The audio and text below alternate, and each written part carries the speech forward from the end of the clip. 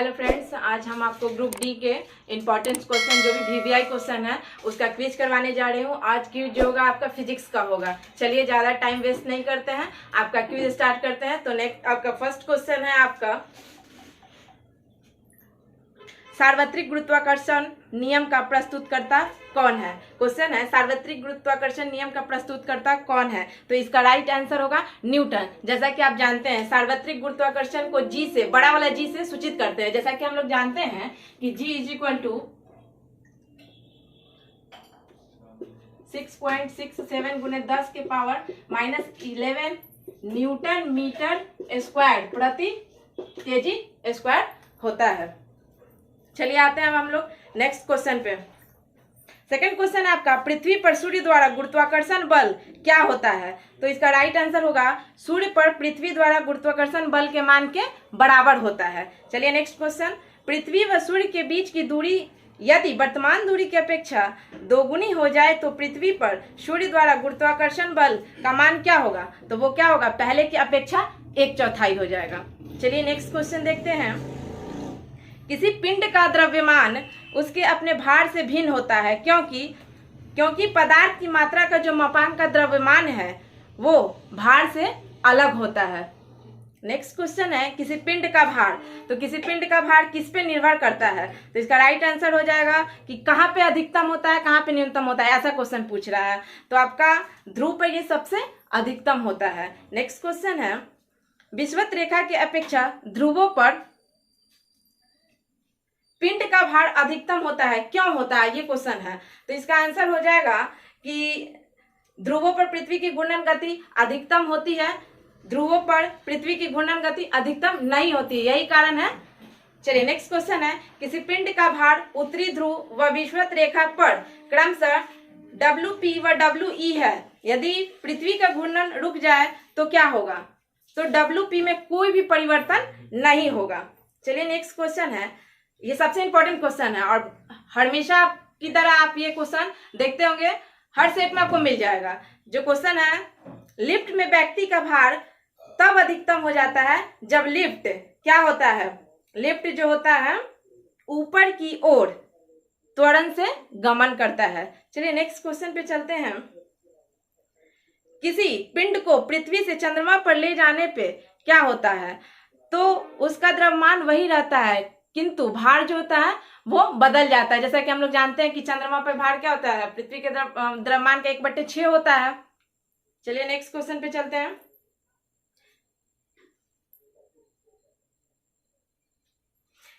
ये बहुत ही important question है, इसको समझने का बात है, ध्यान से सुनिएगा। एक समान गति से घूर्णित सॉफ्ट में धागे से गेंद बंधी है।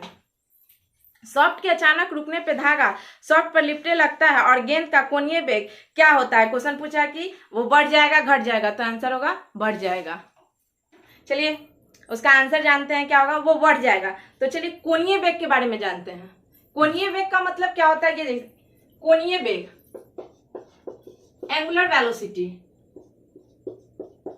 कोणीय वेग को ओमेगा से सूचित करते हैं। कोणीय वेग को क्या चीज से सूचित करते हैं, ओमेगा से। जैसे हम लोग जानते हैं ओमेगा बराबर क्या होता है, θ/t होता है। ओमेगा बराबर θ/t, ये लिख लीजिएगा कहीं भी, इंपॉर्टेंट क्वेश्चन है, न्यूमेरिकल क्वेश्चन बनाने में आपको हेल्प करेगा। ठीक है, जो आपको क्वेश्चन नहीं याद हो उसको नोट करते चलिएगा, तब जाके बेनिफिट होगा। नेक्स्ट क्विज में आपका इंक्रीज करेगा नंबर। टेंशन नहीं लीजिए कि अगर कम आ रहा है तो हम छोड़ दे क्विज करना, करते रहिए, लगातार बने रहिए, कंटिन्यू, नंबर बिल्कुल आपका इंक्रीज होगा। चलिए नेक्स्ट क्वेश्चन पे चलते हैं।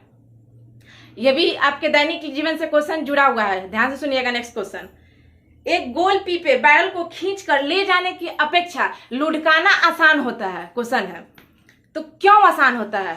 तो चलिए इसका आंसर हम जानते हैं, इसके बारे में हम आपको समझाएंगे भी अच्छे से। इसका कारण यह है कि सर्पी घर्षण मतलब स्लाइडिंग फ्रिक्शन की तुलना में लोटनिक घर्षण मतलब होता है रोलिंग फ्रिक्शन जो होता है कम होता है। जैसे आप देखते होंगे वेंडर को गैस जो ले जाता है, अब माथा पे ले जाएगा तो टाइम लगेगा और भार भी ज्यादा होगा, क्या करता है, पैर से लुढ़का देता है तो क्या होता है, आसानी से वो चल जाता है। समझ में आया, तो इसलिए वो कम होता है। चलिए नेक्स्ट क्वेश्चन पे चलते हैं।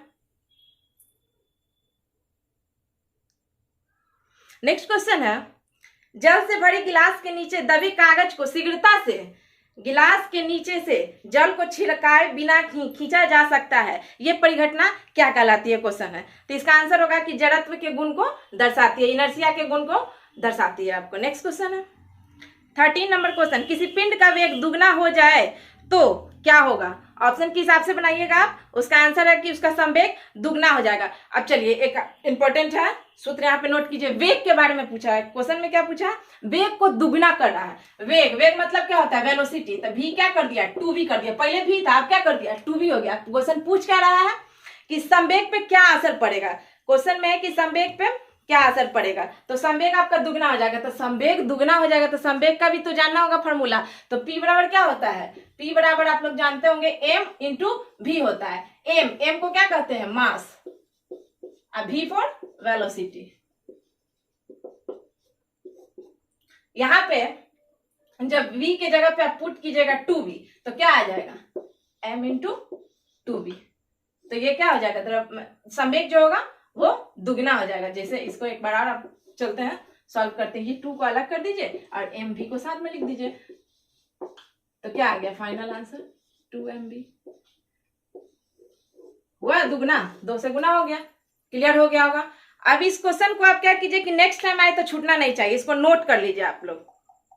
संवेग को लिखिए, नोट करिए, इंपॉर्टेंट टॉपिक है आपका, नोट कर लीजिएगा, नेक्स्ट टाइम सही हो जाएगा। चलिए नेक्स्ट क्वेश्चन पे चलते हैं। एक भारी एवं एक हल्के पिंड पर एक समान बल एक ही अवधि के लिए लगे हो तो ये पिंड पर क्या असर दिखाएगी। तो इसका आंसर होगा आपका एक समान संवेग से गतिमान होगा। चलिए नेक्स्ट क्वेश्चन पे चलते हैं। 20 kg के एक पिंड को भूमि के ऊपर 1 मीटर की ऊंचाई पर बनाए रखने के लिए आवश्यक वर्क कितना करना पड़ेगा, ये पूछ रहा है। तो चलिए हम इसको बना लेते हैं। वर्क का फॉर्मूला है, न्यूमेरिकल में बहुत काम करेगा, इसको नोट कर लीजिएगा आप लोग। कार्य वर्क का फॉर्मूला होगा आपका F into S, F into S. F आपका क्या है, F आपका हो गया फोर्स, F क्या है, फोर्स है। और D आप S क्या है आपका, विस्थापन है। S क्या है आपका, विस्थापन, डिस्प्लेसमेंट। तो हम यहां से लिख सकते हैं W बराबर F S cos थीटा। इसको बढ़िया से अंडरलाइन करके लिखिएगा ताकि नेक्स्ट टाइम जब रिवाइज कीजिए तो इसको अच्छे से याद हो जाए। चलिए क्या क्या दिया था उसके बारे में देख लेते हैं। क्वेश्चन एक बार फिर से रिपीट करते हैं। 20 kg के एक पिंड को, तो 20 kg आपका क्या हुआ, m हुआ। तो m कितना हो जाएगा, 20 kg।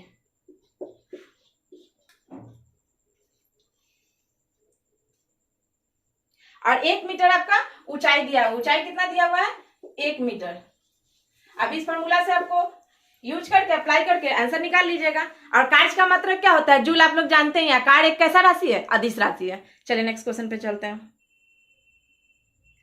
यदि किसी पिंड का वेग दुगना हो जाए तो उसकी गतिज ऊर्जा पर क्या असर पड़ेगा। देखिए सारा आपका क्वेश्चन इंपॉर्टेंट है, VVI है और न्यूमेरिकल है। तो चलिए क्या पूछा है, गतिज ऊर्जा। तो गतिज ऊर्जा के बारे में हम लोग जानते हैं काइनेटिक एनर्जी।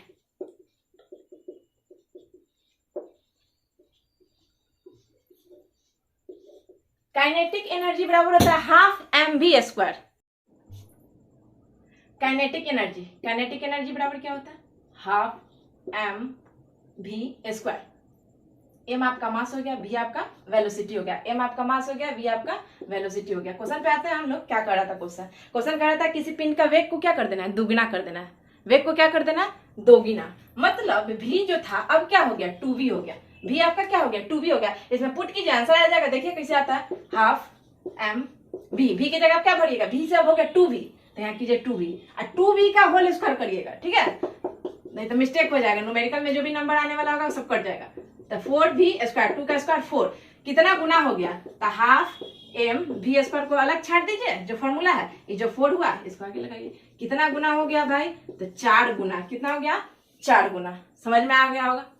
चलिए नेक्स्ट क्वेश्चन पे चलते हैं।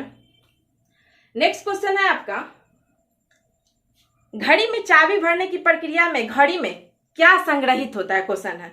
तो आंसर होगा इसका स्थितिज ऊर्जा संग्रहित होती है। चलिए इसका और एक एग्जांपल देते हैं। कोई जरूरी कि घड़ी वाला पूछेगा, नेक्स्ट टाइम कुछ और क्वेश्चन पूछ देगा। तो इसका हो जाएगा तनी हुई गुलेल पूछ सकता है आपसे, छड़ी की कमानी पूछ सकता है, छत पे खड़ा बालक पूछ सकता है। सारा का आंसर आप क्या कीजिएगा, स्थितिज ऊर्जा कीजिएगा, ठीक है। नेक्स्ट क्वेश्चन पे चलते हैं। आपका नेक्स्ट क्वेश्चन है स्थिर आलंब से लटके एक लंबे धागे से बंधा एक छोटा पदार्थ इधर उधर झूल दोलन कर रहा है, तो पदार्थ को मतलब ऐसे मान लीजिए कि ये डोरी है, ये डोरी में हम कुछ बांध दिए गिट्टी, तो उसको ऐसे ऐसे देखते होंगे पेंडुलम वाला घड़ी ऐसे ऐसे, तो ये क्या कर रहा है, दोलन कर रहा है ना, क्या कर रहा है, दोलन कर रहा है। तो ये क्वेश्चन पूछ रहा है आपको, तो पदार्थ को हम क्या कहेंगे, गतिज ऊर्जा दोलन के बीच में क्या होगा, अधिकतम होगा। आंसर है इसका गतिज ऊर्जा दोलन के बीच में अधिकतम होती है। चलिए नेक्स्ट क्वेश्चन, पहाड़ पे चढ़ने समय व्यक्ति आगे झुकता है, क्यों झुकता है? देखते हैं पहाड़ पे चढ़ते हम लोग ऐसे हो जाते हैं, ऐसे हो जाते हैं, झुक जाते हैं ना, तो क्यों झुकते हैं, इसका कारण क्या है? तो ये हम लोग क्या करते हैं कि अस्थायित्व को बढ़ाए रखने के लिए करते हैं। ठीक है, चलिए नेक्स्ट क्वेश्चन चलते हैं। भू स्थिर या तुल्यांकी भार के घूर्णन का आवर्तकाल कितना होता है? ये नॉर्मल क्वेश्चन है, 24 घंटा सबको याद होगा। चलिए नेक्स्ट क्वेश्चन चलते हैं। परिक्रमात अंतरिक्ष यान उपग्रह से एक पिंड बाहर छोड़ा जाता है, तो यह घटना क्या कहलाती है? तो यान के साथ ही उसी वेग से ये क्या होता है, गमन कर देता है। अगला क्वेश्चन है, समुद्र की पानी का घनत्व बढ़ता है जैसे जैसे उसका गहराई और खारापन दोनों में क्या होता है, वृद्धि होता है। ठीक है, अगला क्वेश्चन है, नदी में तैरता जलयान जब समुद्र में जाता है तो क्या होता है? ये तो बहुत बार क्वेश्चन पूछ दिया है, ये लगभग सभी स्टूडेंट को याद होगा। क्या होता है, थोड़ा सा क्या होता है, ऊपर उठ जाता है, थोड़ा सा ऊपर उठ जाता है। अगला क्वेश्चन है, इस्पात की गेंद पारे पर तैरती है, क्यों तैरती है, क्वेश्चन पूछ रहा है। तो इसका आंसर हो जाएगा कि इस्पात की अपेक्षा पारे का घनत्व क्या होता है, अधिक होता है, जिसका कम होगा वो तैरेगा। चलिए नेक्स्ट क्वेश्चन है आपका, अत्यधिक ऊंचाई पर उड़ रहे वायुयान के अंदर क्या होता है? वायु पंपों की सहायता से सामान्य दाब बनाए रखा जाता है। नेक्स्ट क्वेश्चन है आपका, वायुमंडलीय दाब को मापने के लिए आवश्यक यंत्र, तो बच्चा को याद होगा। चलिए बैरोमीटर इसका आंसर हो जाएगा। नेक्स्ट क्वेश्चन, हमारे शरीर पे वायुमंडल का दाब बहुत होते हुए भी हम उसे महसूस नहीं कर पाते हैं, क्यों नहीं कर पाते हैं? क्योंकि हमारे शरीर में रक्त का दाब जो है वायुमंडलीय दाब से अधिक होता है, थोड़ा सा अधिक होता है। चलिए नेक्स्ट क्वेश्चन है, किसी पिंड का अधिकतम भार कहाँ होता है? जल में होगा, निर्वात में होगा, ये क्वेश्चन पूछेगा, तो आंसर इसका क्या होगा, निर्वात में होगा। नेक्स्ट क्वेश्चन है, भिन्न धातुओं के बने एक किलोग्राम के 4 घन जल में तौले जाए तो क्या होगा? न्यूनतम घनत्व वाले घन का भार न्यूनतम होगा। नेक्स्ट क्वेश्चन है, हाइड्रोजन से भरा गुब्बारा किसे आसानी से ऊपर उठा लेगा? तो आंसर है इसका 1 किलोग्राम ढीले ढाले रूप से भरे पंख को। नेक्स्ट क्वेश्चन है आपका, किसी झील में एक पत्थर फेंकने पर जैसे जैसे वह जल में नीचे डूबता है तो उसका उत्प्लावकता बल पे क्या प्रभाव पड़ता है, ये बताना है। तो इसका आंसर होगा कि वो एक समान से रहता है। अगला क्वेश्चन है आपका, पानी की 2 बूंदों के संपर्क में लाने पे वे मिलकर एक बड़ी बूंद बनाती है, इसका कारण क्या है? ठीक है, इसका कारण क्या है द्रव द्वारा? तो इसका आंसर हो जाएगा न्यूनतम पृष्ठीय क्षेत्रफल बनाए रखना। अगले क्वेश्चन पे चलते हैं, कांच की स्विच प्लेट पर जल डालने पर वह पतली परत के रूप में फैल जाती है, जबकि पारा डालने पर वह गोलीय बूंदों के रूप में बना रहता है। इसका कारण यह है कि इसका आंसर होगा कांच के साथ पारे के आसंजन बल की अपेक्षा ससंजल बल क्या होता है, अधिक होते हैं। इसको हम अच्छे से समझा सकते हैं, लेकिन अभी टाइम कम है तो इसलिए हम फास्ट रिवीजन कर रहे हैं, तो रिवीजन लायक ही लीजिए इसको। चलिए नेक्स्ट क्वेश्चन है, क्रिकेट की घूमती गेंद का वायु में इधर उधर उछाल यानी कि दोलन का बात कर रहा है, निम्नलिखित आधार के अनुसार पर स्पष्ट किया जा सकता है। तो किस प्रमेय से, ये क्वेश्चन पूछ रहा है कि आर्किमिडीज के प्रमेय से, उत्प्लावकता से, तो इसका आंसर राइट हो जाएगा बर्नौली के प्रमेय से। ठीक है, नेक्स्ट क्वेश्चन है, रेलवे प्लेटफॉर्म के किनारे पे खड़े एक युवक के सामने तेज गति की रेलगाड़ी गुजरने पर युवक क्या करेगा, गाड़ी की ओर गिर पड़ता है। आंसर क्या होगा, गाड़ी की ओर गिर पड़ता है। नेक्स्ट क्वेश्चन है आपका, भूमि से टकराकर फुटबॉल गेंद के ऊपर उछलती है क्योंकि ऐसा उसके अपने प्रत्यास्थ गुण के कारण होता है। क्योंकि रबर में देखते हैं बहुत ज्यादा लचीलापन होता है, इलास्टिसिटी का गुण पाया जाता है, उसको जितना वो कीजिएगा वो उछलेगा। नेक्स्ट क्वेश्चन है, एक वृत्ताकार धातु की प्लेट को जिसके केंद्र में एक वृत्ताकार छेद है, तो गर्म करने से उसके छेद पे क्या प्रभाव पड़ेगा, छेद का व्यास क्या होगा, ये पूछ रहा है क्वेश्चन आपका। तो उसका आंसर हो जाएगा छेद का व्यास क्या होगा, बढ़ जाएगा, गर्म करेंगे बढ़ जाएगा छेद व्यास उसका। चलिए नेक्स्ट क्वेश्चन पे चलते हैं, कांच के फ्लास्क में भरे द्रव के द्रव्यमान को गर्म करने पे क्या होगा? फ्लास्क में द्रव का तल जो है पहले कुछ गिरेगा, उसके बाद फिर क्या होगा? बढ़ना प्रारंभ कर देगा। नेक्स्ट क्वेश्चन है, एक जल में भरे बीकर में बर्फ का एक टुकड़ा तैर रहा है। बर्फ के पिघलने पे बीकर में जल का तल कैसा होगा? तो ये पूर्ववत बना रहेगा, ना बढ़ेगा ना घटेगा। ठीक है, नेक्स्ट क्वेश्चन, किसी झील को बर्फ जमी सतह का ताप -15 डिग्री सेल्सियस है, तो इसके ठीक नीचे झील में जल बर्फ के संपर्क की जल सतह का ताप क्या होगा? तो इसका आंसर क्या हो जाएगा? 0 डिग्री सेल्सियस हो जाएगा। चलिए नेक्स्ट क्वेश्चन चलते हैं, बर्फ जमी झील के अंदर मछलियां जीवित रहती है, क्यों? इसका आंसर क्या होगा कि क्यों जीवित रहती है? तो इसका आंसर होगा झील की तली पर जल नहीं जम पाता है। नेक्स्ट क्वेश्चन है, क्या होता है जब जल को 8 डिग्री सेल्सियस से 0 डिग्री सेल्सियस तक किया जाता है? तो इसका राइट आंसर होगा कि जल का आयतन 4 डिग्री सेल्सियस तक कम होता है और तब जाके आगे बढ़ता है। ठीक है, आप सोच रहे होंगे कि बहुत जल्दी जल्दी करवा रही है, क्योंकि हमारा फर्स्ट डिवीजन है, हर क्वेश्चन को समझाएंगे तो लंबा बन जाएगा वीडियो। ठीक है, तो कोई फायदा नहीं है, टाइम ज्यादा है नहीं, क्योंकि आपका अगस्त में एग्जाम होने वाला है ग्रुप डी का, तो इसलिए थोड़ा सा रिवीजन फास्ट ही कीजिए। नेक्स्ट क्वेश्चन है आपका, पायरेक्स के बने गिलास में गर्म पानी डालने पर वह नहीं चटकता है, क्योंकि पायरेक्स क्या होता है? वो गर्म करने से अधिक ज्यादा प्रसारित नहीं होता है, मतलब ज्यादा वो फैलता नहीं है। प्रसारित मतलब फैलना, फैलाव का बात कर रहे हैं। ठीक है, नेक्स्ट क्वेश्चन, रेफ्रिजरेटर का प्रतिशीतक फ्रीजर उसमें सबसे ऊपर लगाया जाता है, ऊपर क्यों लगाया जाता है? ये क्वेश्चन पूछ रहा है, जिससे ये क्या करे? संवहन धारा के समुचित प्रवाह से भरे भीतरी भाग को ठंडा कर सके। ठीक है, चलिए नेक्स्ट क्वेश्चन है आपका, निर्वातित विद्युत बल्ब के तनु से कांच आवरण तक ऊष्मा संचरण किस प्रक्रिया द्वारा होता है? तो ये आपका हो जाएगा राइट आंसर विकिरण के द्वारा। क्या आंसर हो जाएगा? विकिरण के द्वारा। चलिए नेक्स्ट क्वेश्चन पे चलते हैं, अगर गर्म कॉफी के प्याले को कमरे में धातु की मेज पे रखा जाए तो किसी तरीके से उसकी ऊष्मा नष्ट होगी? तो इसका आंसर क्या होगा? तीनों विधि से हो जाएगा। कौन कौन होगा? चालन, संवहन और एक हो जाएगा आपका विकिरण। साथ साथ इसमें वाष्पन अगर ऑप्शन में देगा तो उसको भी मारिएगा, चारों आंसर सही होता है। ठीक है, नहीं दे तो तीनों मार दीजिएगा। चलिए नेक्स्ट क्वेश्चन चलते हैं, एक प्याले में चाय 90 डिग्री सेल्सियस से 80 डिग्री सेल्सियस तक ठीक 1 मिनट में ठंडी होती है, तो क्वेश्चन पूछ रहा है कि 70 डिग्री सेल्सियस से 60 डिग्री सेल्सियस तक ठंडा होने में लगने वाला समय क्या होगा? तो चलिए इसका आंसर देखते हैं। इसका आंसर आपका होगा 1 मिनट से अधिक लगेगा। ठीक है, अगला क्वेश्चन है आपका, किसी द्रव की वाष्पन दर किस पे निर्भर करती है? तो आपको बहुत सारा आंसर देगा कि द्रव के तापमान पर निर्भर करती है, चारों ओर वायु के ताप पर निर्भर करती है, द्रव के सतह के क्षेत्रफल पर निर्भर करती है। तो इसमें से आंसर होगा किसी पे निर्भर नहीं करती है। ठीक है, चलिए नेक्स्ट क्वेश्चन है आपका, मिट्टी के बने घड़े में भरा जल ठंडा हो जाता है क्योंकि घड़े की छिद्रों से जल बाहर आकर बाष्पित हो जाता है। अगला क्वेश्चन है, ग्रीष्म ऋतु में बिजली के पंखे के नीचे बैठने पे हमें सुख की अनुभूति मिलती है। आह कितना ठंडा लग रहा है। हम लोग को गर्मी लगता है, जब पसीना चलता है तो बोलते कि लाइन आ जाता है, पंखा में रहते हैं तो क्या होता है? ठंडा का अनुभूति होता है। आखिर क्यों होता है? ये क्वेश्चन है आपका। तो आपका राइट आंसर है, हमारे चारों ओर की हवा में गति लाकर शरीर के पसीने को वाष्पन में वृद्धि कर देता है। चलिए नेक्स्ट क्वेश्चन है, हमें अधिकतम पसीना तब आता है जब वायु का क्या अधिक होता है? तापमान अधिक होता है और आर्द्र दोनों।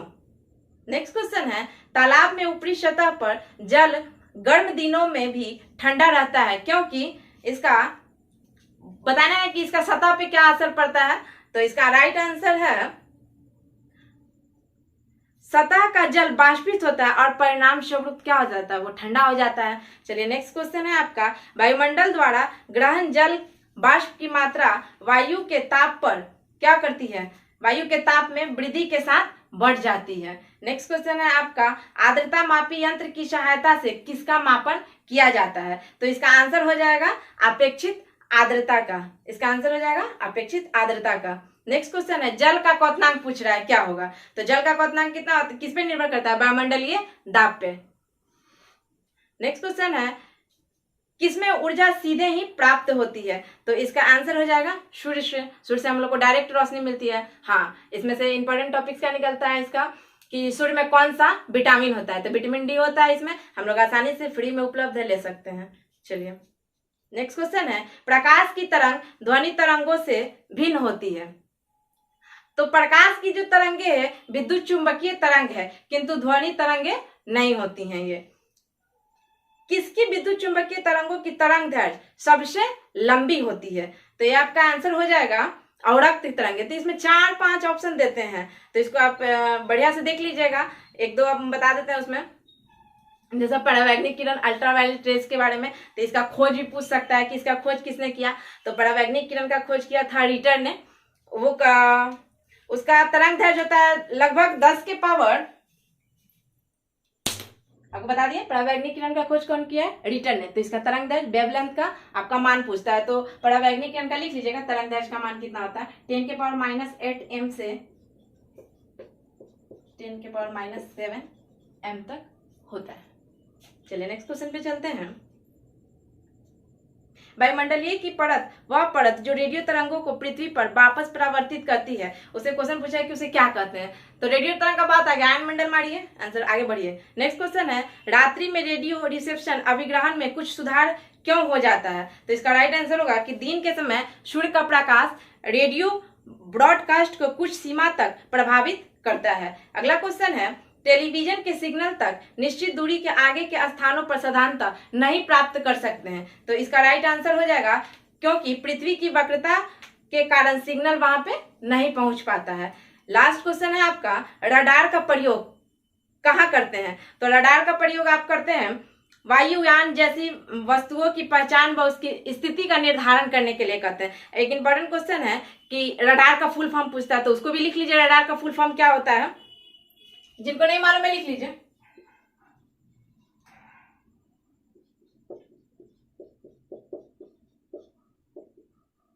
रेडियो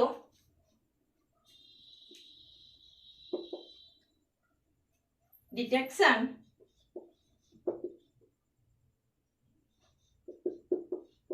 एंड रेंजिंग, इसका आविष्कार किसने किया था? रॉबर्ट वाट्सन ने किया था। तो चलिए आपको लास्ट क्वेश्चन तो हम करवा दिए। अब अगले वीडियो में नेक्स्ट क्वेश्चन से मिलते हैं, तब तक के लिए आप लोग को धन्यवाद। और वीडियो को अच्छा लगे तो लाइक सब्सक्राइब जरूर कर दीजिएगा।